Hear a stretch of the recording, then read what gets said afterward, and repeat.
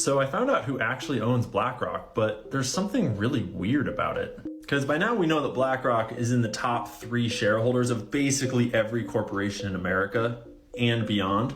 And they do this using our money in things like retirement accounts, pension funds, IRAs, exchange traded funds, mutual funds, but most people don't actually know who owns and controls BlackRock. We all know that it was founded by Larry Fink and he's the face of the company, but he does not control it. When you try to find out who does control it, you'll usually find this list, which is the top institutional shareholders. Vanguard, BlackRock, and State Street are right at the top, just like every other company. But this is not the whole story. Because if you dig deep enough, you'll find out that actually Merrill Lynch owns 45% of BlackRock. And they're considered an insider, so they don't show up on the top institutional holders list. This merger took place in 2006. So actually Merrill Lynch controls BlackRock in a big way. But who controls Merrill Lynch? Well, Merrill Lynch is actually a division of Bank of America because Bank of America bought them out during the '08 financial collapse. So who owns Bank of America? Well, nowadays, Warren Buffett is the top shareholder of Bank of America because he owns Berkshire Hathaway, which is his billionaire investment firm. I'm still not sure what this top one is, this 25%. That's an anomaly and I cannot corroborate what those shares are, but I found these shares. This is a screenshot from Berkshire Hathaway's 13F where they tell you all the things they hold. And I totaled up all of these Bank of America shares and it equals 1,032,000,000 shares. That's 13% of Bank of America shares, equal to $33 billion. But I also dug in a little bit into where Bank of America came from and who founded them, and all modern banks are crazy histories of mergers and acquisitions and banks changing their names and merging with other banks, probably for no particular reason. But Bank of America traces its roots back in 2 different directions. One of which we're not going to talk about, and the other one is back to this Italian dude named Amadeo Giannini, who acquired what was then called Banca di America d'Italia. Sorry for that accent. Over the years, it changed its name to Bank America, and then in the biggest merger in history, merged with Charlotte-based Nation Bank in 1998. So I just thought it was interesting that half of the lineage of Bank of America was founded by this Italian dude that got really into Italian banking back in the early 1900s, you know, when like there was a certain Italian organization that was doing a lot of things with money back then. I'm sure it was all above board though, obviously. But anyways, back to the weird thing that I can't figure out. Bank of America owns Merrill Lynch, who owns the vast majority of BlackRock. But they don't have anyone on the board as far as I can tell. Usually, the biggest shareholders of a company have representatives on the board that sort of represent their investment. But I've just shown you the whole board of directors of BlackRock, and none of them have any real ties to Merrill Lynch or Bank of America, which seems pretty weird when you own almost half the company to not have any board members. The plot thickens. So 2 things. If you want to follow the history of Bank of America down the other trail, you might wind up at a certain family name that you aren't aware of that is really hard to find on the internet. That'll probably get videos taken down. Total conspiracy theories. And the other thing is, if anyone knows more than me or is literate in this or has info about why Merrill Lynch and Bank of America have no representatives on the board of BlackRock, I would love to know. After all, why would you own half of a company and then have no say in what that company's doing? Or how do they have a say? What's the story here? Hey Ginger, I always keep telling them to subscribe, but they never subscribe. Can you please tell them to subscribe? Tell them to subscribe? Yo, I have a story. What is it? In the Philippines, right? During the war, World War II, Japan tried to take over the Philippines. Yeah. And they stole a lot of the ancient relics or very high valued, kind of like treasures of Asia. Yeah. And it was said they stole these golden Buddhas and these golden treasures, right? And they hid it somewhere in the Philippines. Oh, so there's a whole bunch of hidden treasures there? Yeah, so supposedly there's a whole bunch of hidden treasures somewhere in the Philippines that the Japanese stole during the war. But my uncle told me that this is his theory, that when the US beat Japan, and the US kind of colonized Philippines for a bit. Do you know that? Yeah, I heard something about that. Yeah, so he said his theory was that the Americans might have stole the treasure, took that treasure. That's an American thing to do, man. You never know, right? You never know. But it would be cool to go down there and try to look for it. Yo, that's what I was just about to say. Here are some morbid facts that you didn't know about 9/11. In 1983, professional climber Dan Goodwin illegally climbed the North Tower of the World Trade Center. He said he was trying to call attention to the inability to rescue trapped occupants of the upper levels of skyscrapers. Out of the 343 firefighters that perished on 9/11, Daniel Sir was the first. He died when a woman who jumped from one of the towers landed on him. Only one non-military plane was allowed to fly after all commercial flights were forced to land. It was delivering antivenom to a snake handler in Florida who was bitten by the extremely venomous taipan snake. The only off-duty NYPD officer who was killed in 9/11 had signed his retirement papers that morning. But instead of leaving his badge, John William Perry decided to pick it up one last time. Did you ever notice that Epstein looks very familiar? He looks like every old white guy I've ever known. Well, let me take out this $20 bill. Does that ring a bell to you? Who is that guy? Andrew Jackson? Yeah, it's Andrew Jackson, but it's also Jeffrey Epstein. You mean they're like related? No, they're the same person. This is a vampire. Even on the bill, you can see so many resemblances. There's even an X mark on their cheeks that looks the exact same. To me, that looks like him. I mean, not exactly his copy, but very much close. Hey guys, question for y'all. Okay. Do you believe this story is true? Yes. I mean, come on. NASA flew a car-sized satellite up to the sun. First off, right off the bat, the picture's fake. That's true. That's why it's labeled an illustration on NASA's website. And also, it's still 5.8 million miles away, supposedly, from the sun. So that means it's traveled 87 million miles since 2018. Do you guys believe that? It goes 365,000 miles an hour. Yeah, it can actually go even faster than that. Wouldn't it need to be sleek to go that fast without breaking apart?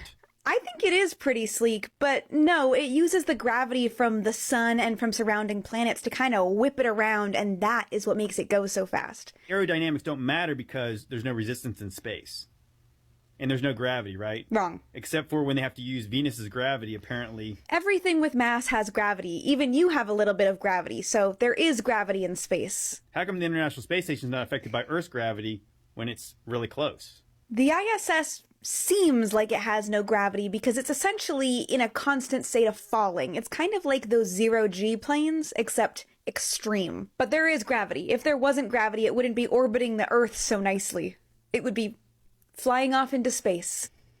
Isn't the sun supposed to be hot? Yes. Isn't that what they say? Yes. How come this thing's not melting? That's actually a pretty good question. This is because the spacecraft is in the corona of the sun, which is around the sun, and there aren't a lot of particles in this area of space. So because the corona of the sun is so thin that when particles hit the spacecraft, it heats up, but there aren't many particles hitting the spacecraft. So it doesn't get as hot as you'd think, and it has a 4.5-inch carbon composite shield, which makes the spacecraft capable of withstanding temperatures up to 4,500 degrees Fahrenheit. If that broke, the spacecraft would die. The sun's really hot. How come it's really cold in outer space? Well, what are the photons supposed to hit in outer space to heat up? There's no air in space, so there's no particles to heat up. That's why space is cold. And if the sun is really hot, and the closer you get to it, the hotter it gets, how come when you go to the tops of mountains, there's snow up there? Wouldn't it be hotter up there? Because heat rises too? That's actually a really great question. At those altitudes, the atmosphere loses heat to space faster than it can be warmed by sunlight or from the ground. Just asking. Just asking. And also, how did they get a signal back from this thing when it's 87 million miles away? That's pretty far, right? Yeah. Did you ever go just a little ways out of the city and all of a sudden all the bars on your phone drop? That's the worst. Like because you're just a little bit away from the cell phone towers? Uh-huh. Isn't that strange? And yet they can get a signal 87 million miles away. I don't think that's strange because they're using this instead of cell phone towers. This is designed to communicate with deep space. This is huge. There's a solar eclipse happening. You heard about that on April 8th? You didn't know about that? So there was a map of the last 2 solar eclipses. It was going in like this direction. This solar eclipse is going like this. The last one was like 2.5 minutes long. That's how long it takes. This one is twice as long. It's gonna be 4.5 minutes long. 4 minutes? Yes, of darkness. They said that the National Guard has been called out on that day. They told people to stock up on food. What? get generators. I'm like, what the hell is happening, bro? What's happening, bro? Yo, I'm not gonna lie. I've been seeing a lot of stuff on TikTok and things about like prophecies. So they said that the same date that the eclipse is happening lines up to the 3 days of darkness, I think, in the Bible or in Egypt, and that's like when the end is near. It was like in the Bible that said on this day the sun is gonna turn black and the moon will turn into blood. The scientists in NASA just said the moon is rusting. Oh my gosh. I'm like, what is going on? It's over, guys. And then they was talking about the Euphrates River, like if once that dries up the world is gonna end. That dried up, guys. Oh I'm boy, like, yo, what is... Okay, so the eclipse happened, and there was no such thing as they were hyping it up. But let me tell you this, there definitely was something up at CERN.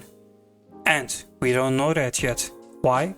Because it's top secret. But other than that, all of these TikTok conspiracies, well, it turned out it was just conspiracies and nothing more. Of Giza was built with around 2.3 million stone blocks, weighing anywhere from 2 and 80 tons. Hi there, let's be careful not to be misleading here. The overwhelming majority, as in 99+% of the blocks that make up the Great Pyramids were around 2 tons. More specifically, 5.5 million tons worth of those limestone 2-ton stones and about 8,000 tons of those much heavier granite stones that you mentioned. So 99.8% of that weight are those 2-ton blocks. Some of which were cut from a quarry hundreds of kilometers away, but they did it by dragging them through the sand, right? Okay, again, let's be careful not to be misleading here. The overwhelming majority of these stones came from the Giza Plateau. Where is that? It is literally where the pyramids are. Almost certainly why the pyramids are built there, just because of how convenient it is that there's so much limestone there. Now, you are right that the granite came from Aswan, which is about 800 kilometers away. Now, you might be like, well, how on earth is it possible that they traveled this distance? Well, let's zoom in a little bit. Let's see if there's anything over there. Oh, it's a river. Those larger, heavier blocks that were hundreds of miles away, they did not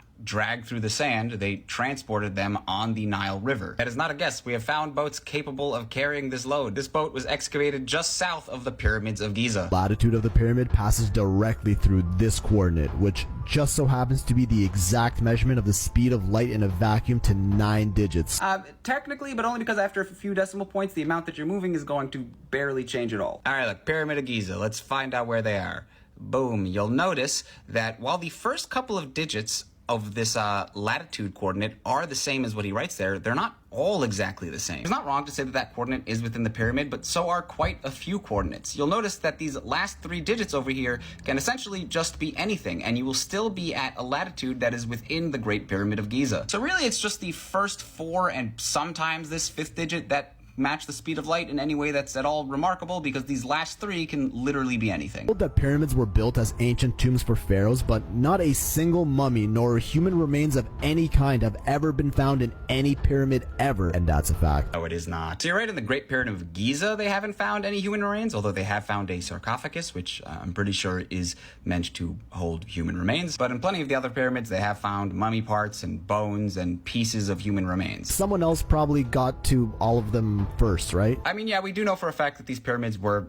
severely looted during ancient Egypt because, you know, they were filled with treasures. It's assumed that pretty much everything was taken out by the time of the New Kingdom, which was about 3,500 years ago, so they've been plundered for a while. Great Pyramid is facing perfectly true north within just 3/60ths of a single degree, making it also perfectly aligned with all cardinal directions, east, west, and south as well. But they probably just used the compass, which was invented by the Chinese over 2,000 years later. You actually don't need a compass. You can actually just use the stars. Now, the reason people believe this is how they did this now is because not all of the pyramids are perfectly aligned with true north. The previous pyramids had their accuracy slowly improve up until they reached the Great Pyramid, and then all the pyramids afterwards saw their accuracy deteriorate. And that's because the position of the stars in the sky slightly change over time. So if you're using them to mark directions, the direction is going to slightly change as years pass. Currently, they think the 2 constellations they used to orient themselves were probably the Big Dipper and Little Dipper. Why? Well, because in 2467 BC, both of those constellations were in perfect alignment with the North Pole, which is not coincidentally right around the time the Great Pyramid of Giza was built. If you drew lines from out of the cardinal points of the pyramid and wrapped them all the way around the world, they would go through more land than any other point in the entire world. That's just because it's in Egypt. Like, Egypt is literally the connecting point for Africa and Eurasia. And with Eurasia taking up 36% of Earth's total land area, Africa taking 20%, that would make Egypt directly connected to more than 50% of the land on the planet. It's not specific to the exact point where the pyramids are. It's just Egypt. Egyptians had hieroglyphs outlining nearly every aspect of their lives, but not a single one of them depicts the construction of the pyramids. Actually, nope, we got one. Egypt's oldest papyri detail Great Pyramid construction. Now, this wasn't found till 2013, which is pretty crazy. Apparently, this is a logbook written by some guy named Merer, who detailed the construction operations for the Great Pyramid over several months. Reports on daily lives of the construction workers, notes on the limestone blocks that were exhumed at Tura, transported by boat along the Nile River. Also noted that Khufu's half-brother was overseeing the entire project. I am curious though, like, where did he sign it? Does it say like sincerely Merer somewhere? Arum, if you're watching this and could let me know how on earth someone's able to read this with that much detail, that'd be cool. Perimeter of the Great Pyramid as a ratio to its height is the same as the ratio of the Earth's circumference at the equator to its polar radius to within 0.33% margin. Alright, so this actually isn't purely a coincidence, and there is a lot going on here. So the ratio of the pyramid's perimeter to its height is a number that you might recognize. If you don't, here it is divided by 2. Yeah, it's 2 pi, and the reason that the ratio of the Earth's circumference to its radius is close to 2 pi is because the Earth is a sphere. Yes, technically, I know it's not a sphere, it's an oblate spheroid, shut the fuck up. The circumference of a sphere is literally just 2 pi times the radius, so that part really isn't surprising. My initial thought was that this was very clearly intentional. I mean, Egyptians were very good at geometry. It's not crazy to imagine that they would intentionally use pi in some way when building the pyramids. Apparently, the very first people that were known to compute an approximation for pi were the ancient Egyptians at around 2000 BC. And apparently, some people have also argued this, but the larger consensus is that this is probably not intentional. So then the question is, what are the odds that this would happen just by chance if it isn't intentional? Well, the height of the pyramid is determined by the slope of the pyramid. So we have to see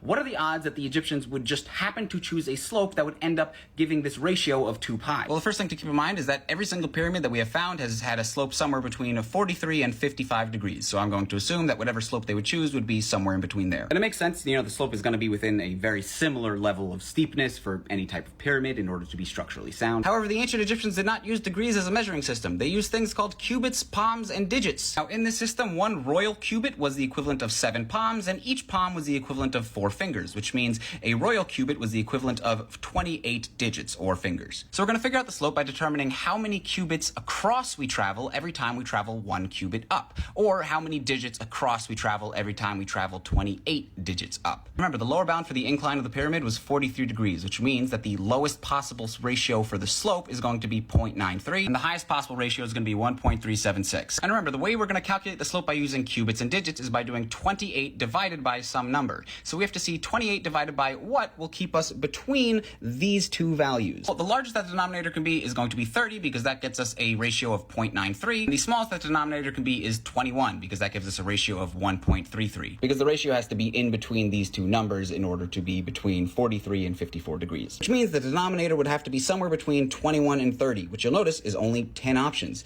And this one is the one that resulted in our little pi ratio. Which means even if they pick the slope randomly, there is still a 10% chance they would end up with this 2 pi ratio. And 28 over 22 digits was indeed the slope for the Great Pyramid of Giza. You might be asking yourself, why does 28 over 22 somehow turn into pi? Well, take the inverse of this number. You get 22 over 28. Why is it special? Well, if you divide that number by 4, you get goddamn 22 over 7, which is literally an approximation for pi. It's one of the oldest ones ever. Like, it's pretty old. So really, it just comes from the fact that Egyptians had a measuring system that used the number 7, and the number 7 just happens to be the denominator in the simplest fractional approximation of pi there is. The stones in the pyramid are found in the ceiling of the king's chamber. Red granite weighing up to 80 tons, which is as heavy as 2 Boeing 737 planes. Alright, here's literally one dude pulling a plane. 44,000 pounds, which is 22 tons. So just get 4 of these guys and you're fine. So is the fact that it's in the ceiling really that important? It's not like they're carrying it into the room and then lifting it above their heads. You know, they're stacking the blocks on top of each other. It's just when they stack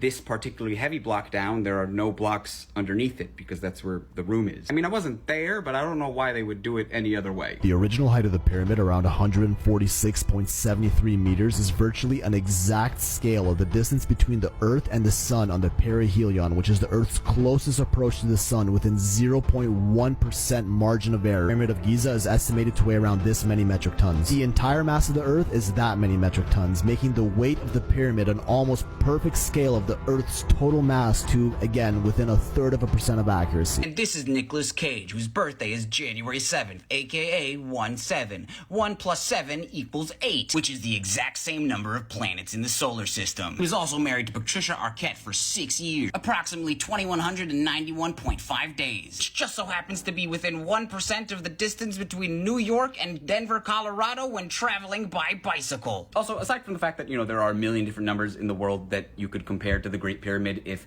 these two didn't happen to work, that there are also a million different measurements you could use from the Great Pyramid to try to make comparisons with. He used height and weight. You could also use the lateral height. You could use the perimeter. You could use the side of an edge. You could use the area of one of the faces of the triangle, the area of the base, the diagonal of the base, the surface area of the whole pyramid, the volume of the pyramid. So the fact that some of them out of the dozens that you could have chosen happen to match some other random numbers out of the thousands you could have chosen is not that crazy. Okay, so to be honest, I was expecting something more of a deeper dive of debunking the whole of the facts, but it turned out that they were just teeny tiny facts and figures which were just here and there.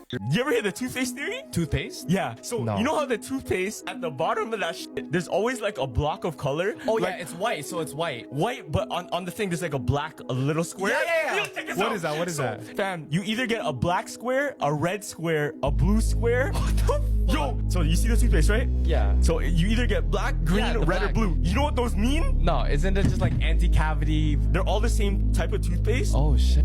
But theory goes that the people that know the code stay away from certain colors of the toothpaste. Whoa. So it's like if you know, you know. The Yeah. code is if you have the green on your toothpaste, it means it's all natural. If you have the blue, it says it has natural plus medicine. Okay. If it has red, it's natural with chemical. And if it has black, it's all chemical. So actually, these are color sensors, which are used to cut it and seal it at the bottom, right? But these guys, they hype everything up. So on today's episode of What the Fuck is Going On, don't stop scrolling, watch this video, like, follow, and share this probably with every person you know, because this is probably the most important video I will ever make. Okay, so we all heard by now about the 3 chemical spills that we've had in the past week. No news media outlet is covering it. Nobody's talking about the repercussions that it's having already. Okay, so we all know about the food processing plants, everything. We all know about the food. So I'm in Publix last night because that's where I do my shopping, is Publix. And I'm in line and there's this cashier and this person talking. They're talking about communism, so I'm guessing that they're patriots. Well, I'm a firm believer that God puts you in the right places at the right time for the right reasons. And by God, it was little old me last night. So I get up to the register and I'm talking to her and I'm like, so have you heard about what's going on out in Ohio? Like, have you heard about the chemical spill? Yada, yada, yada. She's like, no, so we start talking about it. Well, then she leans in and she's like, well, I'm not really supposed to say anything, but our managers pulled us in for a meeting this morning and told us how they're going to be prepping us for a food shortage. So y'all know that gut feeling that we've all had, like something's coming and everywhere we go, it's just fucking weird. That's probably it, y'all. And wasn't there a show on The Simpsons where they predicted the acid rain and a chemical spill? And wasn't it in Resident Evil where they had acid rain too? Okay. Alright. And y'all know how in the Bible it talks about how the 2 military mights would come together on the Battle of Armageddon? And what are we seeing now on the news? UFOs. They're shooting down UFOs, which they can't do, by the way. Now watch. They gonna try to say it's alien invasion like we've all said. And they gonna try to usher in the Antichrist. Because who's been down the rabbit hole of Obama being the Antichrist? And the Akhenaten and all that. Who's been down that rabbit hole? Because now the more I think about it, it just comes full fucking circle. They know Jesus is getting ready to come and reign for 1,000 years. When you realize that we technically have been in the last days since Jesus ascended to heaven, and now we're literally in the last seconds, which is why time is going by so much faster now and the days don't last worth shit. Because remember, the Bible says, with the Lord, one day is like 1,000 years, and 1,000 years a day. And then y'all know how it says in Psalm 97:4, His lightning lights up the world. The earth sees and trembles. And what just happened out in Rio de Janeiro? One of the 4 wonders of the world of Jesus Christ got lit up by lightning. And Jesus said also in the last days there will be wars and rumors of wars. In the same chapter, Jesus said that there was also going to be racial tensions all around the world. And lastly, Jesus said that there was going to be pestilence and pandemics. So what's going on?